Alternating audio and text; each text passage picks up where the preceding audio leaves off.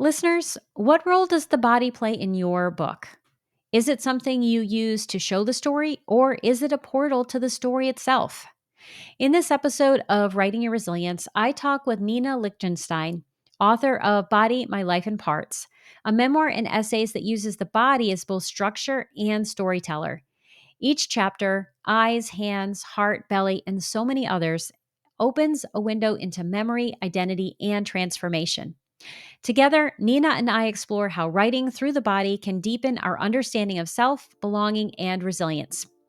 As we prepare for this episode, I invite you to take a deep breath, wiggle your toes, and get ready for a conversation about what it means to write and live in a body.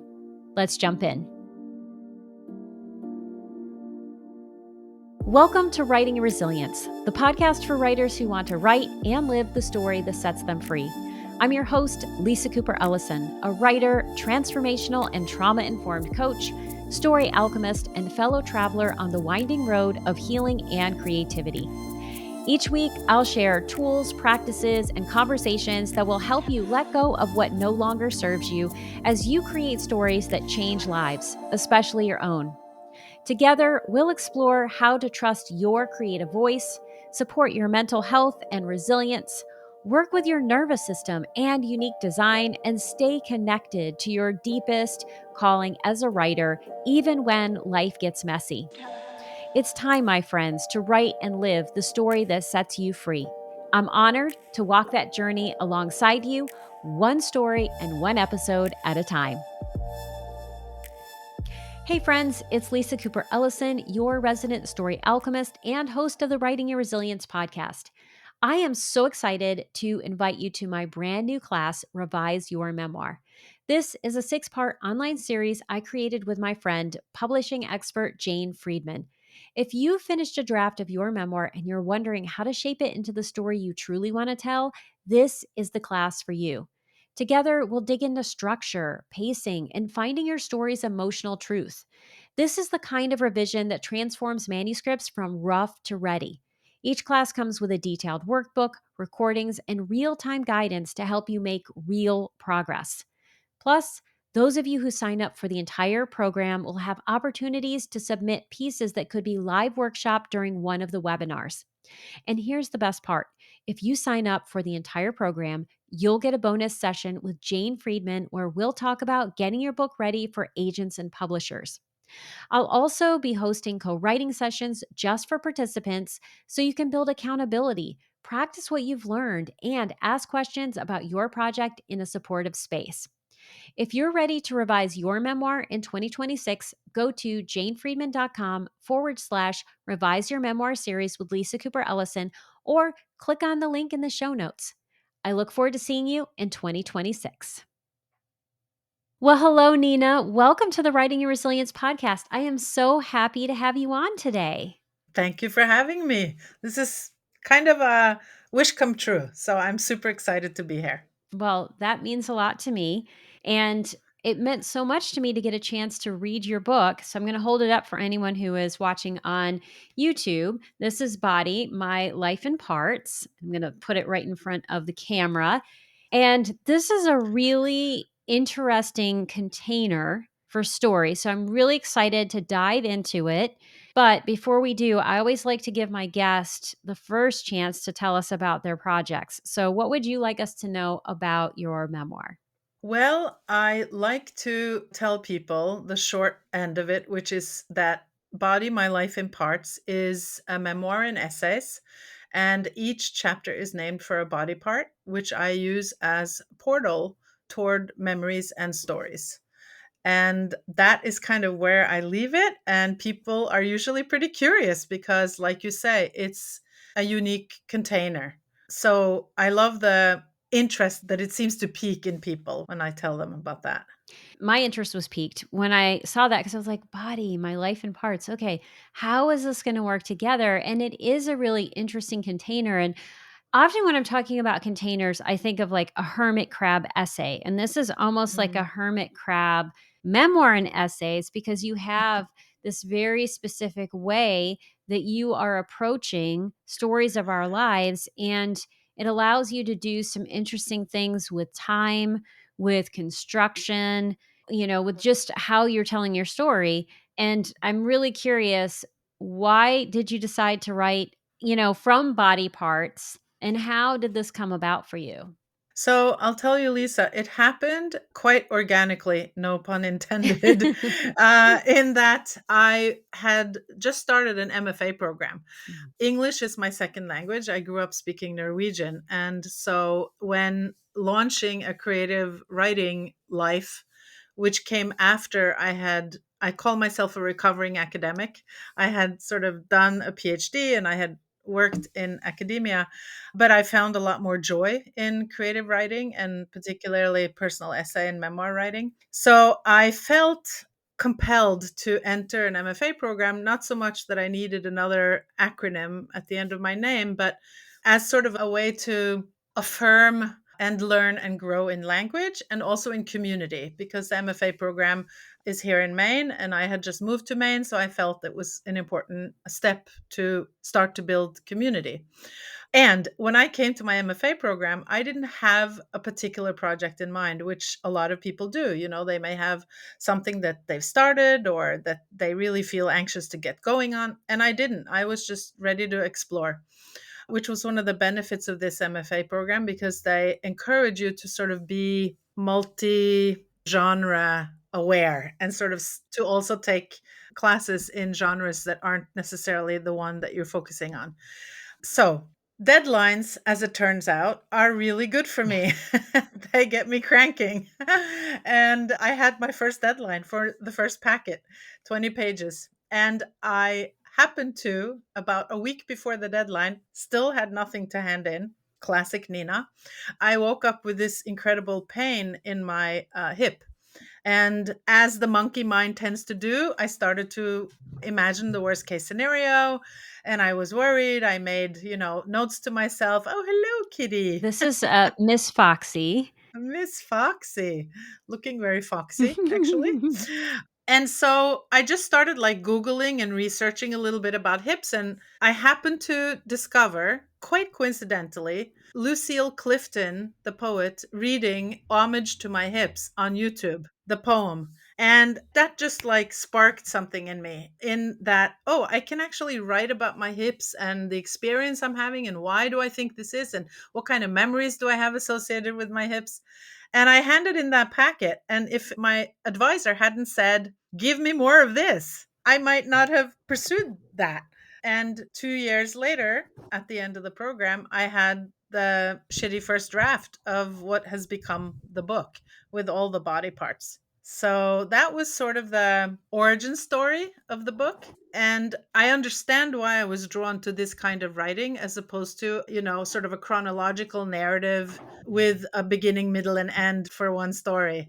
And that's something that I also came to understand even better as I was writing and editing the book, which is that it worked really well for the kind of neurodivergence that I have, and that with working on shorter pieces that require a little bit perhaps less sitting for longer. Yeah. I mean, works really well for me. Doesn't mean I don't have longer projects in my mind that I'd like to pursue, but for this first venture into creative writing, that worked really well. I love that story. And I have to say, because Foxy is here, she concurs that this was a great way to approach your book. And something that's coming to my mind is I saw Nick Flynn, I think it was about 10 years ago at UVA. He had a reading and he was talking about the difference between poetry and what I would call more traditional narrative driven memoir. And he said, when I'm writing a memoir or any other kind of narrative driven book, I have all these pages in my head that I have to keep track of, and they keep trying to fall apart, and I keep having to put them back together. So there's all of this psychic energy that is required to hold on to something that has that kind of complex narrative. Whereas he said, a poem, I can finish it in a day. And I would imagine you did not finish these essays in a day, but Right. it's a different way of holding on to our creativity and our sense of story. Yeah, and I also took in this MFA program, I took theater, playwriting, and I figured that's going to be good for dialogue, Yeah. working on dialogue, and I took a fiction writing workshop. And I'll tell you, I was petrified to read other students' fiction pieces because I didn't feel that I had the equipment to understand. But of course, a story is a story is a Right. story. Exactly. And, they felt the same with creative nonfiction, actually.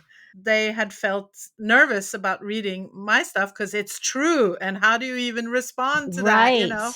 So it was, I call it a cross genre workshop. But it was really good. And it was good for understanding also the structure of a good story. Yes. That even if you're writing fantasy fiction or pulp fiction, or, there's the story component, we share the building blocks. So that was a revelation and good. Yeah, and I encourage everyone to read across genres and then also to write across genres for the very reasons that you just mentioned.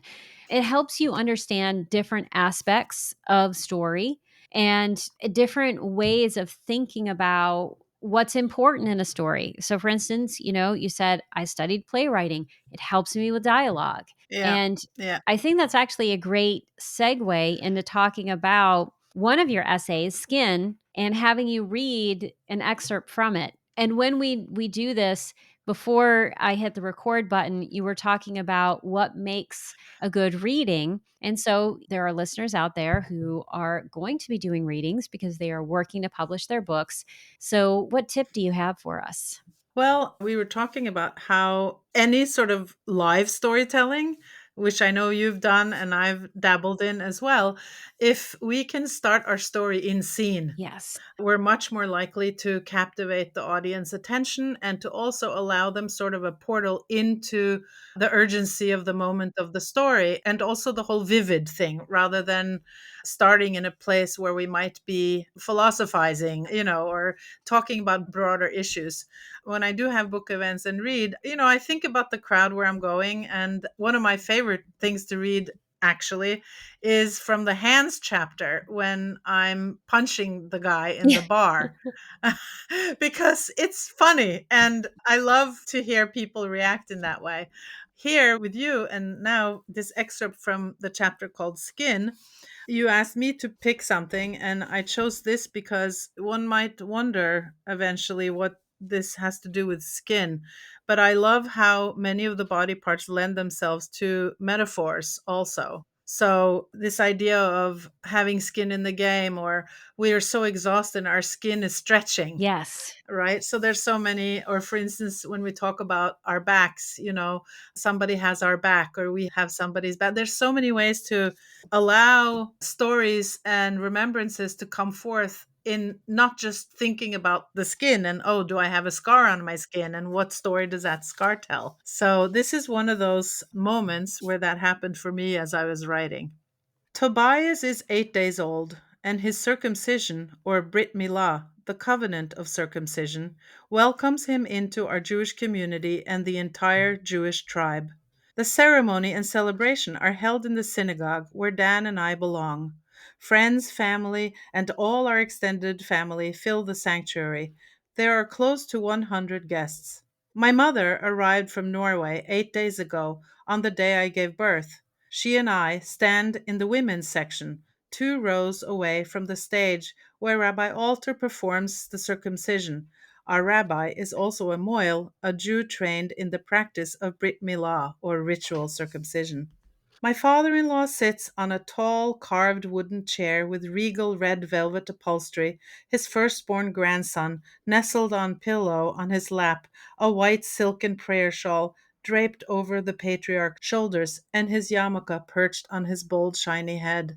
My husband stands tall next to his dad, and he sways slowly from side to side, clutching a prayer book, a siddur, to his chest.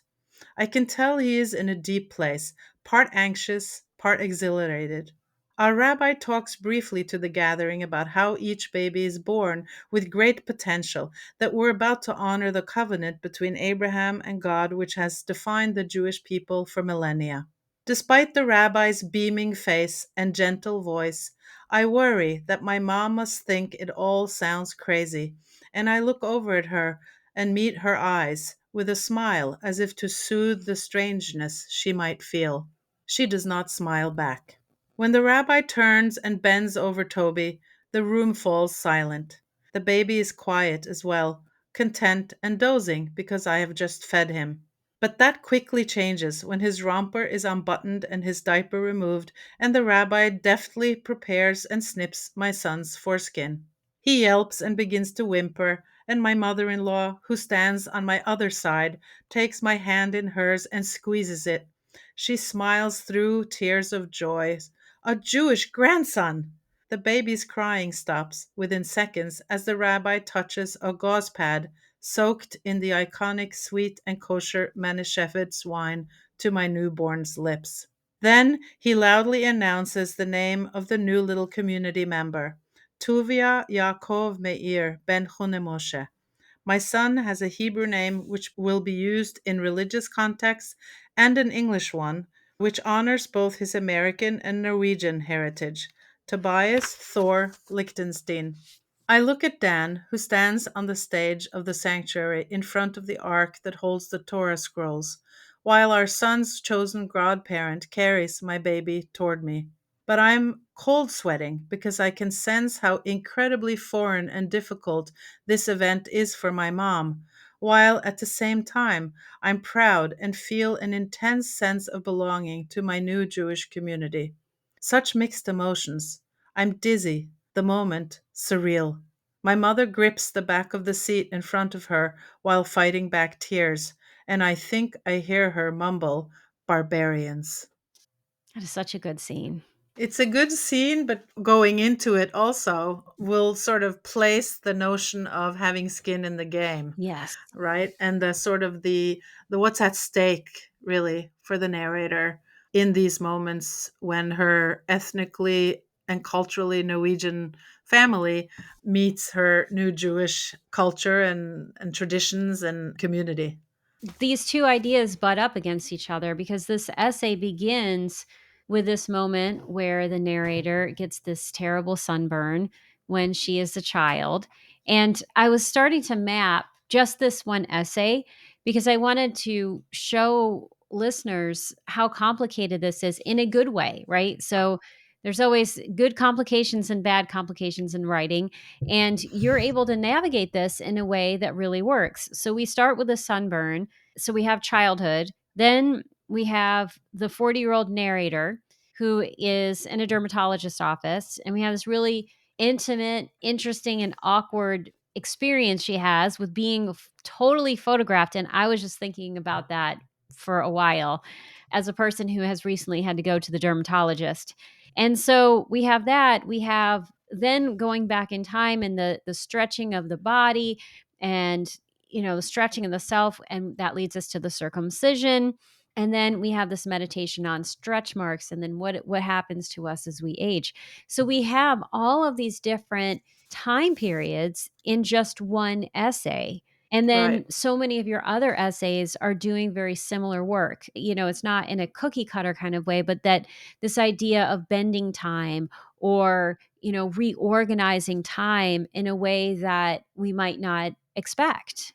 This is really the beauty of sharing our work with the world, or any art, of course, is that the person who beholds the creation, the writing or the painting, will see things that we didn't really realize. So I will have to tell you that I did not, in any sort of conscious way, approach each chapter and say, well, let me think of some memories about hands, for example, that are from childhood. And then let me think of someone's from like young adulthood and then, parenthood and then aging. Again, so much happened organically that it's almost a little uncanny for me to. To realize as I'm talking about it. But when it came time to organize the different chapters, and this is something I know you were curious about, the real thing front and center, the editor and I didn't decide to do from top to bottom, for example, or from inside and out, because I do have heart as part of a body part. So technically, if people have stories about their lungs or their ovaries or their, you know, so that happens. But I think heart is the only sort of organ that I have. So that's not how we organize it. We organize it more that we were aware of the rate of revelation. so that something that happened later in life that might sort of make the reading less interesting, we made sure to keep it later in the book rather than up front. And so that was the primary organizing principle. And then, of course, within each chapter, that was conscientious choice to almost in all the chapters, there are from different time periods in life and to put those in order. But I definitely think that when one starts to write about memories that are linked to a particular body part, it's natural that memories are going to come up Yes. from different parts of life. And I think also because we're probably trained a little bit to think chronologically, so that may be part of some unconscious sort of mechanism there. And I will say that, you wanted to ask me about if I had a favorite chapter. Mhm. And so, just because it kind of works with this commentary about the phases of life that happened as I was writing, somebody reviewed my book and the person had just lost her father. And she said that one of the things she really loved about the book was how the father of the narrator, my dad, appears in so many chapters in so many parts of my life that it gives the opportunity to form a really kind of a rounded image or character over time, this very loving and present dad, but also this very complex and complicated Yes. man. And that was so meaningful to me because I didn't think about that. And also, what I have become aware of is that there's a lot more about my dad than my mom. And that's an interesting reckoning, really, with the writing self. But in terms of favorite chapters, of course, I don't have a favorite chapter. But I will say that the chapters where I have memories that involve my children, so for example, in eyes, I talk about how they thought I had eyes in the back of my head, Yes. which was the whole funny little thing when they were little. In breasts, of course, there's about the intimacy of nursing three children. In ears, I talk about the joy of dancing to Edvard Grieg's In the Hall of the Mountain King with them, like crazy people in our home. So these are the chapters that touch on the moments raising kids, which I think affords me, which is the beauty, of course, of writing, and particularly memoir writing, affords me to sort of relive those tender moments. And the same when it comes to my dad, because he died in 2012 and we had a close relationship and an interesting relationship. It offered me an opportunity to sort of dwell with him and revisit and think about in a much more careful and mindful way than just sort of sitting and thinking about him, right? Yeah. Because you're writing stories. Those are my favorite parts because they really gave me a big gift. And I felt like they were extremely alive. Like, I felt that in the descriptions, in the way that you wrote about them. We are gonna talk for just a second about vagina, which was also very alive in a very different way. But one thing I wanna say about structure is that I'm always, like, looking at, okay, how do people organize their work? What choices are they making? And what was interesting to me, and as you said, the reader always brings some of themselves to the book, right? So there's like what you intended and then what we see. And what I noticed is that it begins with eyes and it ends with belly. And when I was thinking about it, because in addition to having all of these moments where we have the narrator raising her family and being pregnant and and all of the ways that that impacted her body and herself, she's a middle-aged woman. And what I was thinking about is that, as a middle aged woman myself who is like on the cusp of menopause, almost there, and our bodies change a lot during this period. And the belly is one of those things that changes, I think, almost the most in menopause. Right, right. And so it's interesting to me that, looking at you and you're a middle aged woman, and what do we see? Right. So I thought that was a really interesting way to also think about it. As a bookend. Yeah, as an interesting bookend and potential commentary on, what is it that's happening for this narrator and how she's seeing herself. So you have so much great work in here. Let's talk about vagina. And then I want to talk with you about what you've learned through writing this book. And then also, you're in your launch year in 2025, my friend. Yes, I am. Yeah. Yeah. So when you say, "I wanna talk about vagina," it's very funny. I can't help but smile Right. because I have 3 sons who are 27, 28, and 30, and they all have a copy of the book, but I don't expect them to read it, whatever. But my middle son was here a couple weeks ago, and he picked up the book and started to read, and he came to me and he said, "So I just read about your abortion," which my sons didn't know about. I was very young and I just never shared it with them. And I figured a lot of the things that they'll discover will come that way because Yes. I write about it and I write about it not in sort of a sensationalist way. And so, interestingly enough, the story of the abortion, I don't think it's in the vagina chapter, actually. I think it's somewhere else. It comes up.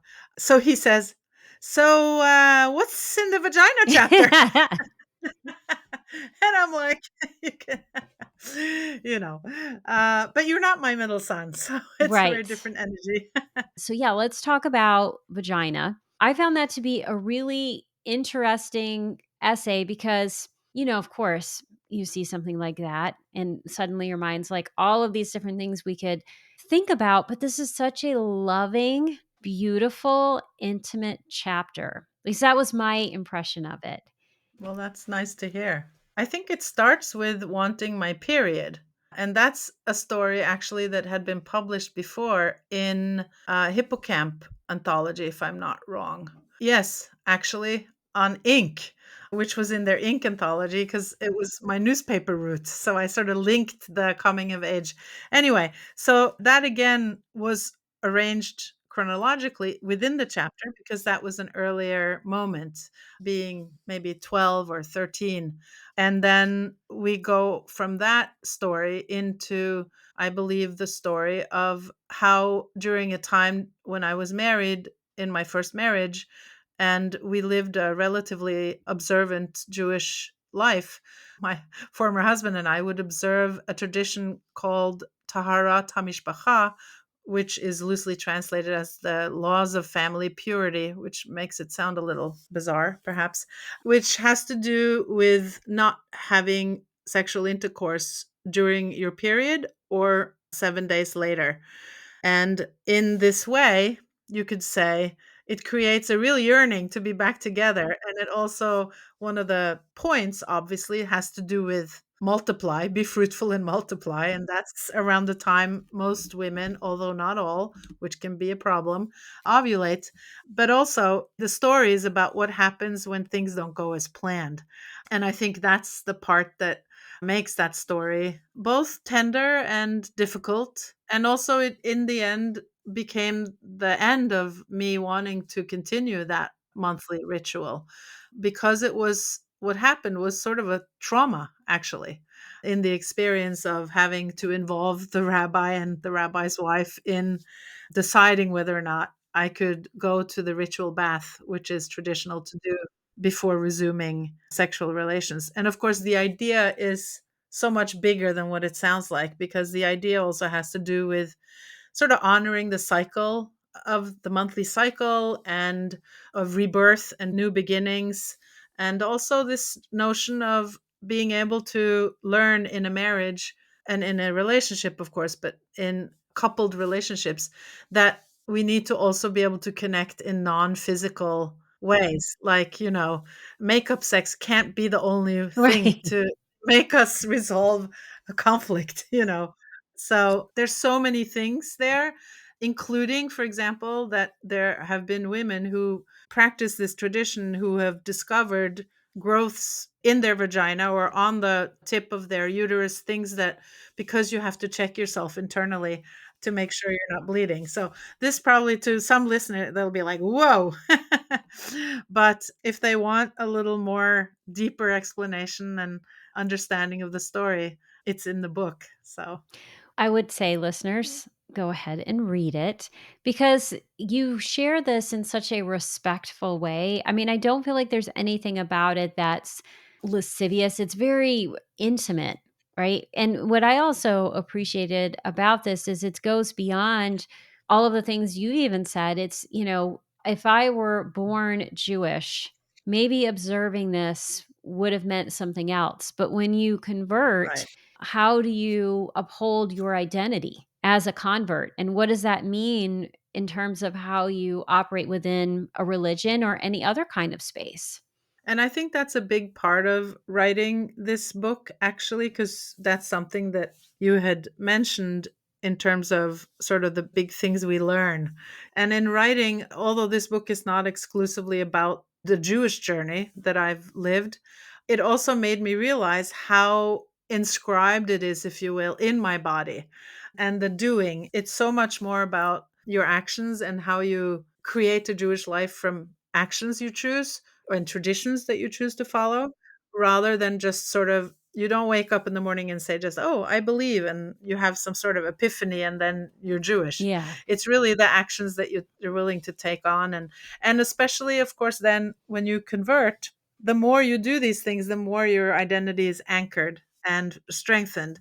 My ex-husband was not religious at all. He would eat non-kosher foods, and it didn't matter to him and his identity whether he observed the Sabbath or went to the movies or went shopping, because he had grown up in a Jewish household with Jewish heritage and Jewish stories and Jewish, he had faced anti-Semitism on the school bus. So he didn't need all these rules and regulations or following these traditions in order to really strongly feel a Jewish identity. Yes. But I did. It really anchored me again.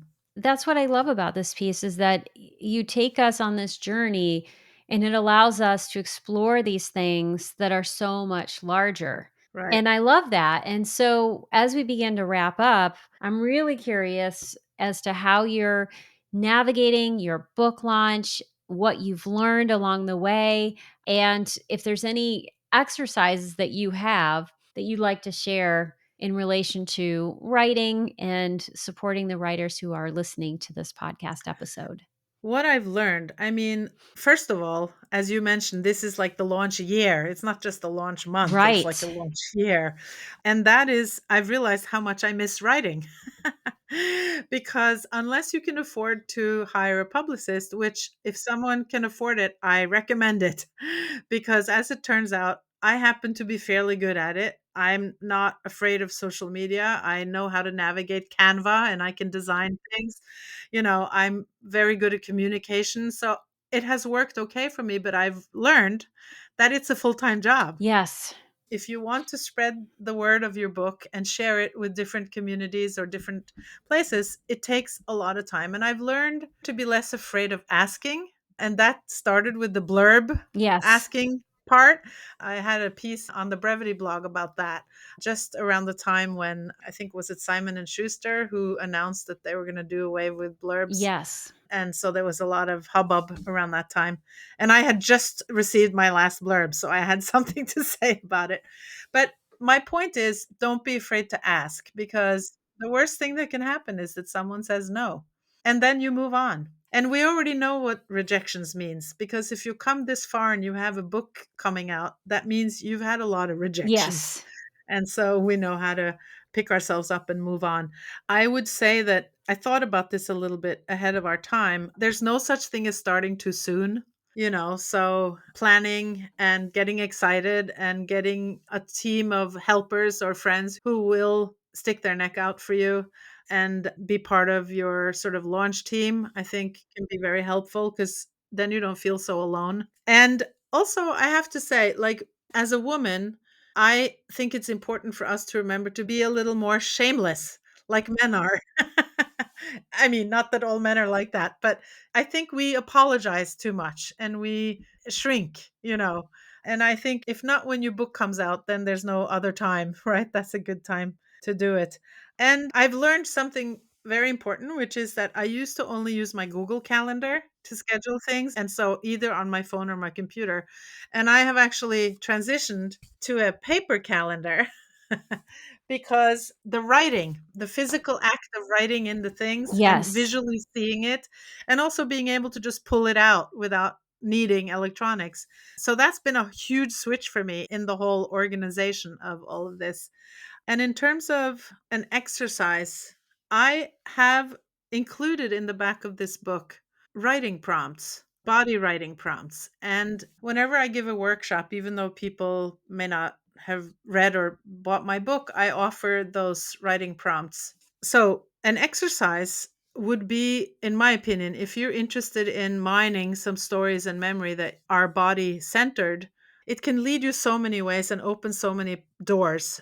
But take any body part, like your feet, for example. So, this, I'm going to take one step back. I like to start my writing practice with a 3-minute mindfulness body scan. And I do that because my mind is everywhere and it helps me just sort of leave the stuff out that's around and sort of bring me down to where I am. But for example, consider your feet and you look at them, and there's always something to say about the way it looks. We like them, we don't like them. We have pedicures, we don't. We have bunions, we don't, whatever. There's scars. And then I invite people to think about things like, where have your feet taken you in your life? Or what have they run away from, right? Do they hurt you? Can you count on them? Yes. Is there a time when you can count on them or not? A time that you couldn't count on them? So I think that sitting with our body parts and using them and questioning them and listening and thinking, when was a time? In fact, the scene in my book when I talk about punching a man in a bar, and it was like a knockout of epic proportions. I would not have thought about that if my mentor had not said, "Have you used your hands to protect yourself?" And I'm lucky that I haven't had to use my hands in any sort of life or death, really like violent situation, except I protected, I guess, my pride because I was insulted and actually punched someone like crazy. So there's so many stories that can come up, and just say yes and write them, because eventually you pick up the ones that really take you to places where you want to go and that can be really meaningful. And also, if you're lucky, you might discover things about yourself, which I did in writing this book, which is that what I had suspected for many, many years, that I have a classic ADHD personality, had I not examined my life in the way that I did in this book, I wouldn't really have felt empowered to own it and also to make an appointment and have a proper evaluation, which felt a little redemptive actually in the end. And for that to happen, when you write a book, that's pretty wonderful. Yeah, that's one of the great side benefits of examining your life and writing memoir is that your life can change in these huge ways because of how you grow to see yourself or what you do based on what you discover. And I want to give a shout out to these exercises that are in the back of your book because listeners, there's not just a page or two, there are many pages. And so you could actually recreate your own version of Nina's book based on your experience simply from going through all of these exercises. And that's another thing I love about it. Yeah, I'll tell you, as someone that came to one of my book events, she said she has a friend who lives far away and they haven't seen each other in many years. And she said, I'm going to send her, questions from the back of your book. And then we're going to do that back and forth Oh, fun. as a way to get to know each other better. That sounded like a great way to do it. Oh, I love that. What a wonderful way to not just write, but to connect. Exactly. And I will say this, Lisa, that when I wrote this book, I keep saying it sort of happened in an organic way, and the organization and the fact that it's in parts and not one long continuous narrative. I didn't plan on writing a craft book, but more and more I talk about the book with people like yourself, I realize that it's actually sort of a craft book by example, because I'm doing what I'm talking about and showing it also Yes. in action, if you will. And so, yeah, so that's hopefully the best thing could be that it inspires people to dive in and discover their own stories, their own embodied stories. Well, I can certainly say I was inspired and I look forward to trying some of the prompts at the back of your book. And if listeners would like to get a copy, what are the best ways for them to buy your book and also to learn where you are in your book launch and what's happening? So, Lisa, my press is called Vine Leaves Press. We always try to direct traffic to them. And so that's vineleavespress.com. If people want to support their local indie bookstore at the same time, I always say bookshop.org. I love to sell the book personally to people. That gives me much joy when I can sign it to their name and we can talk about it. So I like to say, have books will travel. I love that. And then I have a Substack called the Viking Jewess and Other Curiosities. I also am on Instagram as the Viking Jewess, and on Facebook I am Nina Lichtenstein. So I am to be found. I'm the founder and director of Main Writer Studio, and that's sort of my baby here for 3 years and going, where I offer workshops and retreats and a literary salon and open mic here in Brunswick, Maine, where I live. So there's a lot going on there. And of course, there's my own personal website, ninalichtenstein.com. Well, you certainly are a busy lady. And if you listeners want to learn more and you're like, oh my gosh, I didn't get all that down, all of the links to all of the things that Nina is doing are in the show notes. Great. Thank you so much, Lisa. Thank you so much for writing this book and for being here and for this lovely conversation. I've really enjoyed it.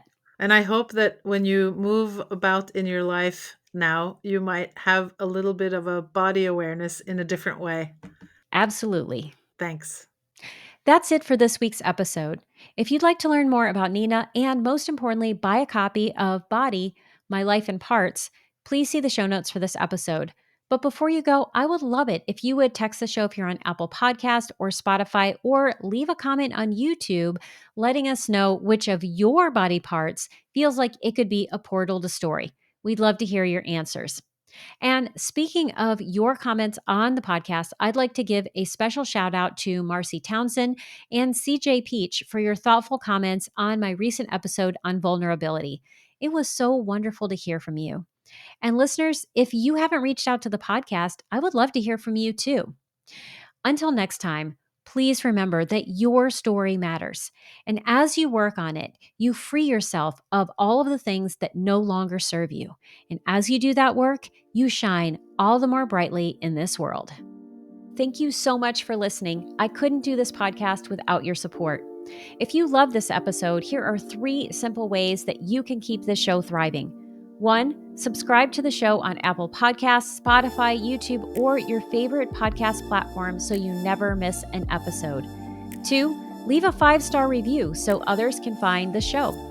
3, join my engaged dynamic community by signing up for the Writing Your Resilience newsletter. As a thank you, you'll receive a free copy of Ditch Your Inner Critic: 5 Tools to Transform Self-Doubt into Self-Support. Until next time, remember that your story matters. As you write and connect with the truest, most authentic version, you become not just the writer, but the person you're meant to be. And that, my friends, is the real freedom writing can offer.